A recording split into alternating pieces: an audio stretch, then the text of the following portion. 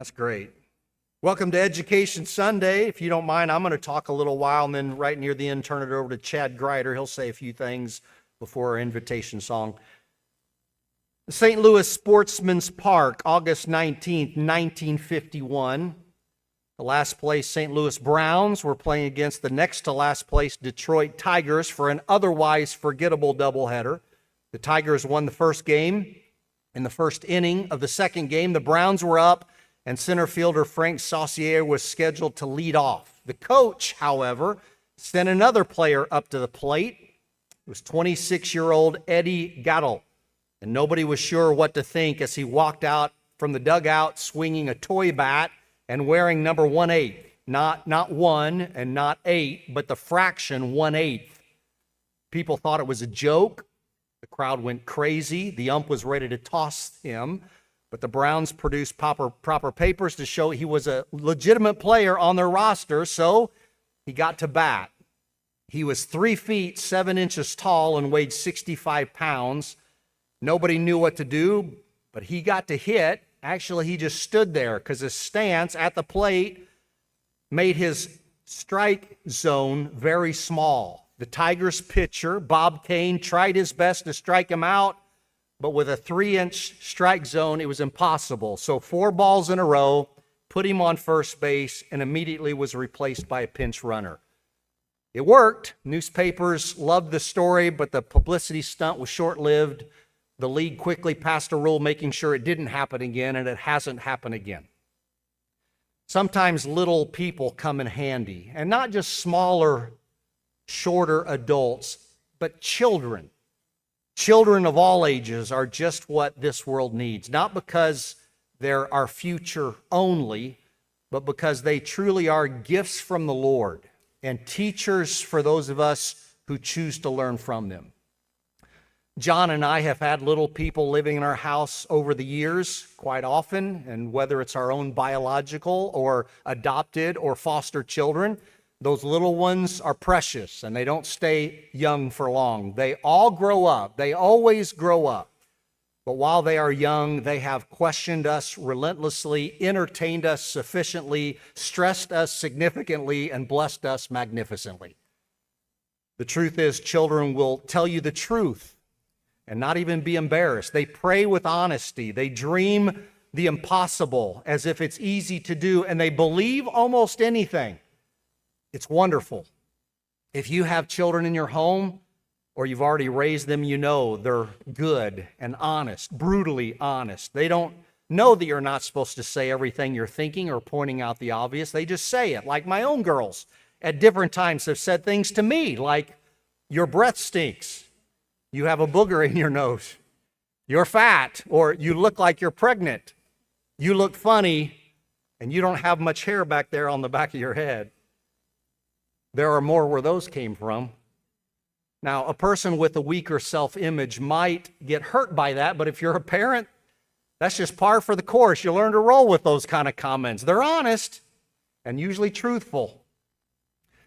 They are good too, and they're good for us, all of us. Sometimes children even, young people, teenagers, take the lead when older folks sit it out and watch. Like in the scriptures, David, the shepherd boy living at home, defeats the giant that no one else was brave enough to go up against. Josiah, the young king of Israel, leading the people of God and doing a better job than most of their older counterparts. Jesus, the Messiah, a boy of just 12, schools and amazes the teachers in the temple courts. Thank God for the younger ones in our history and in our lives. And this is Education Sunday, so I thought we'd look at just one small example, a short one in the Bible. A young lady that almost always gets overlooked. She appears in just one story, does just one thing, and that's all we know.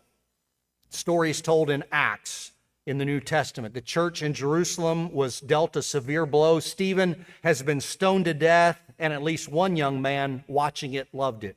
God uses the experience not just to change that one man, but also the experience becomes good as the gospel begins to grow and spread. And so in Acts 11:19, it says, now those who had been scattered by the persecution in connection with Stephen traveled as far as Phoenicia, Cyprus, Antioch, telling the message to the Jews.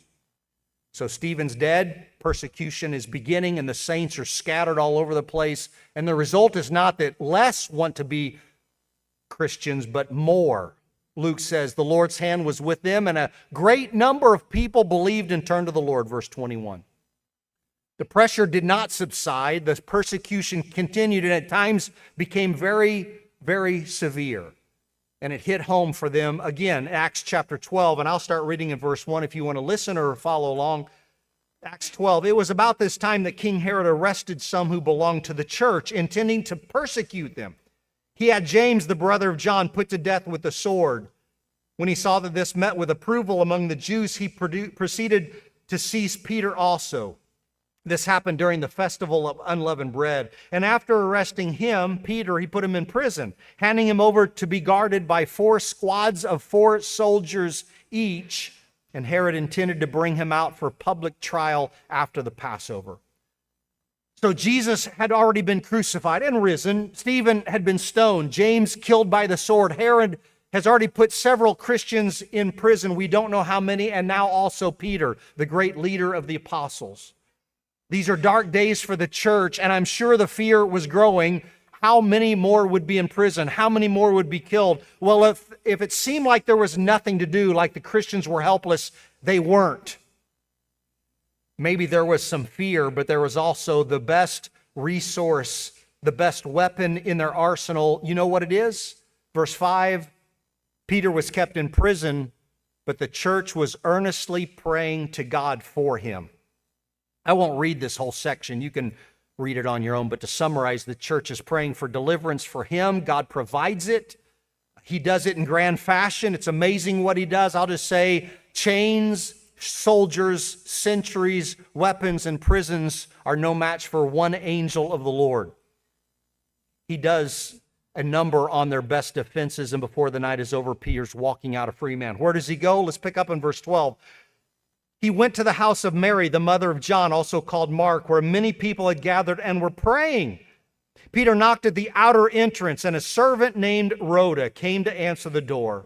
When she recognized Peter's voice, she was so overjoyed, she ran back without opening it and exclaimed, "Peter's at the door."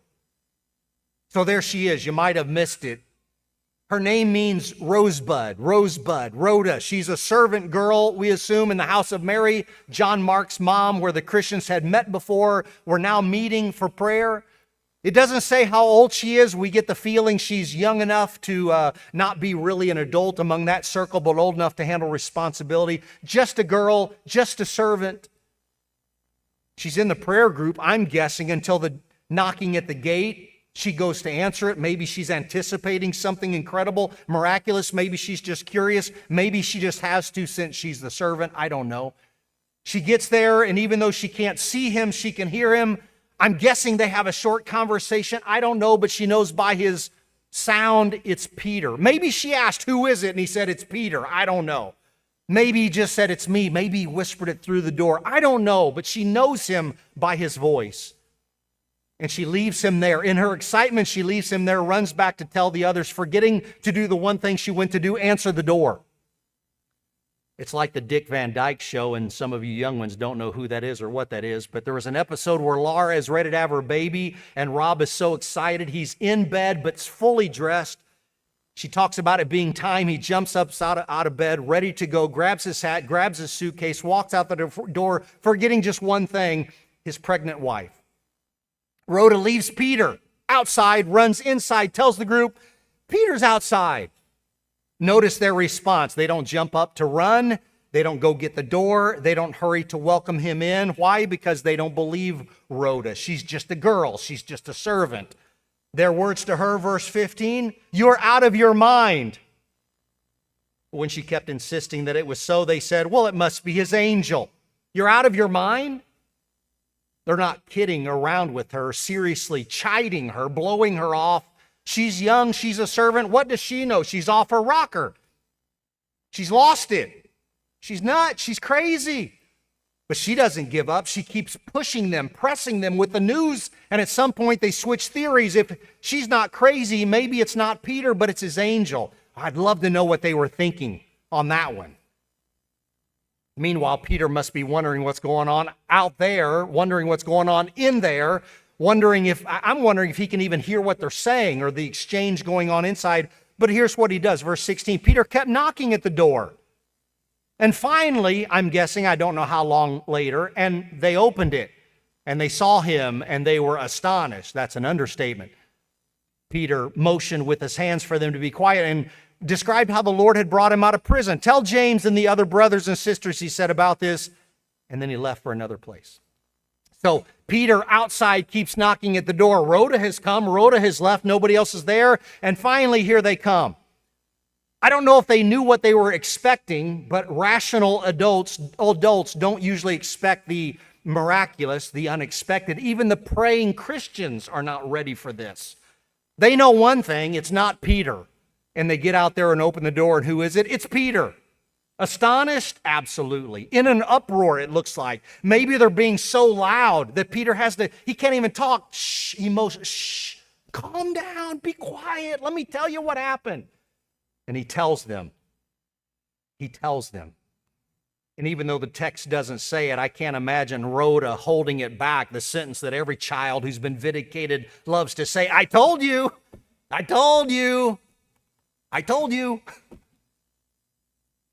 That's all we know about Rhoda. Not much. We don't know what happened to her before. We don't know what happened to her after. I would love to think she became an incredible part of that church, and her faith led her to do incredible things for the Lord. All we know is that her, in that little body of hers, however young she was, had more faith than all the adults in that whole church. More faith than every adult in that church, and I'm wondering if that hasn't changed yet today. The servant girl believes what the mature saints could not imagine. They were praying for it to happen, didn't believe it when it happened. It took a girl to get them out to the door to see it was true. God answered their prayers even when they couldn't believe it. Leonard Sweet says sometimes it takes a child to point out the obvious. Sweet said that in his book called 11 Indispensable Relationships You Can't Be Without. And we're starting a new series today, so we'll be looking at that in this series. Here's just one story out of all of them. Here's a name you need to know. Put it on your list. Put this person on your roster. If you have a team, your team should have at least one and maybe many Rhodas. You need a Rhoda. I don't know how old she was, but I'll keep using the term children, which is somebody who's just not yet an adult. It can include teens too. How do you know you need a Rhoda? Why do you need a Rhoda in your life? Well, here's a few reasons. First, children show you the value of today. They don't worry about yesterday. They're not usually worried about tomorrow, maybe excited about tomorrow, but they don't worry. It's almost, as Sweet says, like they live in a different time zones. We adults, we are perfect at worrying. We think of what happened before in our past. We worry about what happens in our future, even though we don't know it.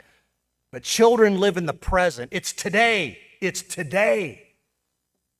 Second, children believe the impossible. You can get kids to believe almost anything when they're young. It's wonderful. When they're young, they don't yet understand lying and deception. They are gullible. They believe what you say. They think anything is possible. No limits in their brain. They're born optimists, constant dreamers, and just like Rhoda, they believe what adults will not even consider. The impossible, the miraculous, the crazy. I already told you how children speak the truth naturally before they are corrupted by this world and its influences, but also in the same way, children begin as innocent, pure, and undefiled. Those days before willful disobedience and rebellion make their home in children is a beautiful time of life. Before the conscience is seared, before the heart is crushed, before the mind is defiled, it's pure. We used to be that. Do you remember before those days, these days? Do you remember what it was like? We adults have been through too much. We've seen too much. We've done way too much. But thank God for the children who remind us what we used to be before all of this. And we can't forget this one either. Children are nearer to the heart of God or the kingdom than the rest of us. Don't be offended by it. Just let the truth soak in. Children are nearer to the heart of God and the kingdom of heaven than the rest of us. Don't think that children are just in the way. They're a bother till they can become more like us, grown-up adults. Children are important in the family and in the church and in the world. They do more than fill up space, they fill up hearts. And they teach us and remind us and entertain us and humble us. If you're paying attention, they can show you the heart of God without them even knowing it. And we started off with a reminder of what Jesus thought of children as he rebukes his own disciples for not letting them come so he can touch them, hold them, pray for them, bless them. Let the little children come to me, he said, for such of them, they are like the kingdom of heaven. Matthew 18, the disciples are asking Jesus, who's greatest in the kingdom, while hoping it's me, it's me.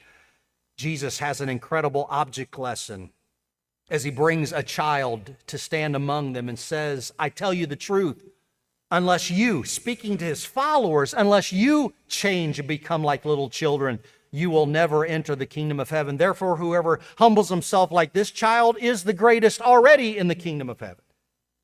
And then Jesus shows how closely a child is tied to him by saying, whoever welcomes a little child like this in my name welcomes me. In my name welcomes me. And the warning, if anyone causes one of these little ones who believe in me to sin, it would be better for him to have a large millstone hung around his neck and drowned in the depths of the sea. Wow, Jesus loves children. He identifies with them. He protects them, and he brings judgment on those who curse them. The qualities of a child are not to be admired from afar. They're to be taken in and imitated from the heart out. We think of children needing to be more like us, but the truth is we need to be more like them. Jesus' thoughts are with children. His angels are with children. His heart is with children. And if anyone wants to be in the kingdom or great in the kingdom, he or she had better start becoming something like a child. Children are good for us. Do you know that? We should value them and thank God for them. When was the last time you listened to a child pray? When was the last time you just giggled at their laughter with them? When was the last time you snuggled up next to them and read a book? When was the last time you paid attention when a child told a story? When was the last time you gave or received the biggest hug in the world from the smallest body in the world, a child? All of that is good for us. It's medicine for our souls. It's spiritual training to be something more like God. It may just be what you need to make it to the end. So hold them close. Let's be sure we thank God for all of our children and for all of those in this church who invest their time, energy, and love into those little lives. Some of those we saw earlier today. We're going to sing a song. It's not time to stand. Chad Greider's going to come and say a few things, and then he'll offer an invitation, and we'll be done. So let's sing this. If the name of the Savior is precious to you, if its care has been constant and tender and true, if the light of His presence has brightened your way, oh, will you not tell of your gladness today? Oh, will you not tell it today? Will you not tell it today? If the light of His presence has brightened your way, oh, will you not tell it today? If your faith in the Savior has brought its reward, if a strength you have found in the strength of your Lord, if the hope of a rest is His palace is sweet, oh, will you not rather the story repeat? Oh, will you not tell it today? Will you not tell it today? If the light of His presence has brightened your way, oh, will you not tell it today? If the souls all around you are living in sin, if the Master has told you to bid them come in, if the sweet invitation they never have heard, oh, will you not tell them the cheer-bringing word? Oh, will you not tell it today? Will you not light of His presence has brightened your way, oh, will you not tell it today? Good morning, church. All right, you guys are a lot more awake than the early service, I can tell you. And I'm thankful for that. This morning, I want to talk a little bit about investing. We're talking about our kids. We're talking about the children here in a church. So that's what we're really going to talk about. When we think about investment, so what's the first thing that comes to your mind? My retirement. I'm sure that some of you invest in your retirement. And here toward the end, we're going to talk a little bit about addition and multiplication. Which would you rather have? Would you rather add or would you rather multiply? So that's one of the things that we're going to look at. But first, I want you to think back to your childhood. And I want you to think back to your early childhood in church. And if you weren't in church, then maybe let's think about an experience that you had in school. And in that, I want you to think about something that really stood out. What had a huge impact on your life going forward from the time that you were a child? So we'll do just a quick survey to see what really had that impact, and we'll see if you're the same as our early service group was. So in that survey, we're going to ask a question. That means that you raise your hand if you're in that category. So the first one is, was there a creative moment, was there a cool moment in your life, in church or in school, that really impacted you, that affected you down the road, that really had a positive impact in that? And it may have been a negative impact, but it had a major impact in your life. So was there anybody with that one? Okay, we got a few hands. The second one is, was there a Bible story or was there a lesson during that time in your early years, in your formidable years, that really had a huge impact? How many people had one of those? And the third one is, was there an event, a field trip, a camp experience that really impacted you for the rest of your life? All right, now, fourth question. I think those three are very important. I think there's important things that happen in those time frames, that people influence us. But was there ever a person? So how many of you was the most vivid memory that you have that impacted you, that may even still impacts you till this day, of a person that influenced you in a manner that changed your life? And that's the majority. That's the biggest. And that's kind of what I expected. So as I look at that, I had some in my life. There was a third grade teacher that I had that was phenomenal. She believed in me. She invested in me. She took the time to sit with me. I think it was a critical time for me in my life. Besides my parents and my dad always telling me I could do anything and never would accept the fact that I'd tell him I couldn't.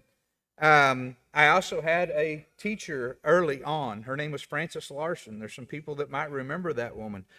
She was phenomenal. I remember teachings of hers. That's probably something that really developed me that point to actually committing my life to Christ, to becoming a Christian, to being baptized. And I can still see those things. I can still hear her teaching today. But the reason that I bring this up is that probably the biggest impact in the majority of our lives were people. They were people that invested time in us, that loved us, that really cared, that spent the time that was needed to help us develop. So as we look at that, I want you to think about who or what you're doing to influence people. And we're talking about our young children. We're talking about our children that are growing up to you guys that are sitting up here on the first row. What are you doing with your time to invest in the future of this church, the future generations? What does this look like 15, 20 years down the road here for Brookline? That's one of the questions, and I'm going to give you a challenge here in a moment. But one of the things, we started with the scripture in Matthew, but I really want to look at the account in Mark, if you would, and I'm really going to look only at the end of it. I went a little long in the first service, so I'm trying to get a little shorter in the second one. So, as we look at Mark's account of what we read in Matthew, of Jesus saying, "Let the little children come to me. Do not hinder them." At the end of this, I think this is very important. In verse 16, it says, "He took them up in his arms, laid his hands on them, and blessed them." How many of you this week taken children that weren't your own into your arms, loved on them, and blessed them? How many of you have even taken the time to acknowledge some of the children around you, some of the children in the church here? That's one of the challenges. So as we look at a challenge, there may be something you want to write down here. You might want to put it in the notes in your phone, but I'm going to challenge you. The question is, what lives are you investing in today? Right now. Not tomorrow, not that I'm thinking about, not that I did last week. But what life or lives are you investing in today, and what person are you making a difference in? Who are you being intentional in their lives?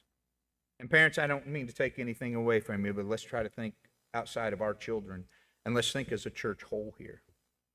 So, I'd like for you to write down that person. Hopefully someone came to your mind, and somebody that you already are in the process of, but let's think about someone else. Write down someone that you're going to be intentional about. Put it in your notes, put it in your phone. Maybe even you want to put it on your calendar as an alert that every week I need to make sure that I'm being intentional about this person. So I got a question. You guys may know this, but how many seeds are there in an apple?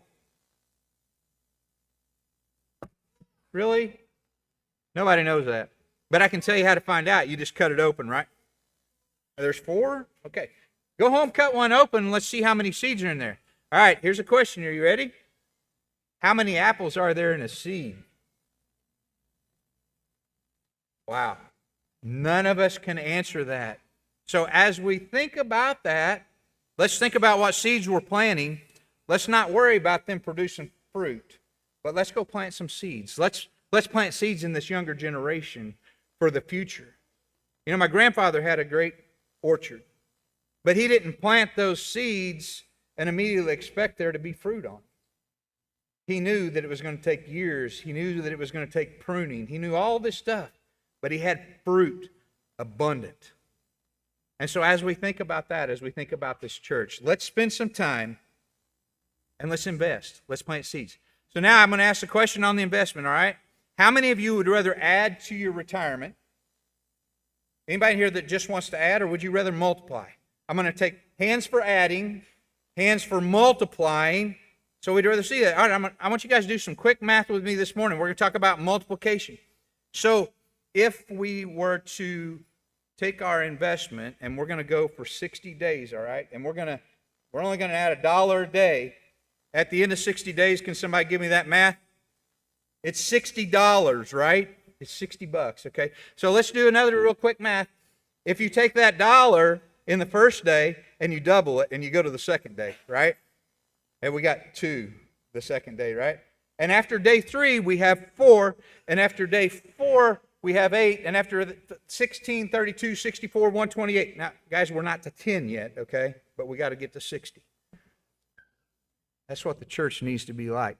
I got to tell you, if we'll actually work on that multiplication factor and we'll invest and we'll influence other people that will influence other people, we don't have a place big enough. So that's my challenge to you today, is to take the time and to plant that seed. But you have a choice to make.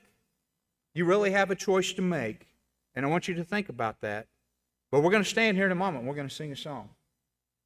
And if you have the needs to come forward, if you need the prayers of this congregation, if you want to commit your life to baptism, to follow Jesus Christ, by all means, come. We will do whatever we can to help you in any way. But here's the choice that you have. You can make the choice today to sit, and you can make the choice to stay. And there's a song that we're going to sing that I hope makes you think about it.